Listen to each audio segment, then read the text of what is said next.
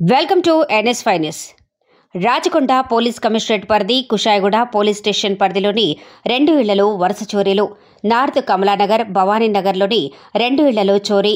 North కమలానగర్లో Venkata Subrahmanyam 65 సంవత్సరాలు అనే retired railway ఉద్యోగి కుటుంబంతో కాశీకి వెళ్లటంతో ఇంట్లో ఎవరూ లేని సమయంలో చూసి చోరీకి పాల్పడిన దొంగలు సుమారు 10 నుండి 20 తులాల వరకు బంగారు నగలు ఎత్తికెళ్లినట్లుగా సమాచారం.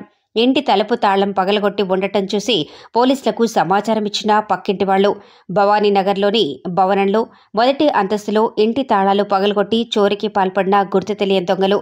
కేసు నమోదు చేసుకుని దర్యాప్తు చేస్తున్న పోలీసులు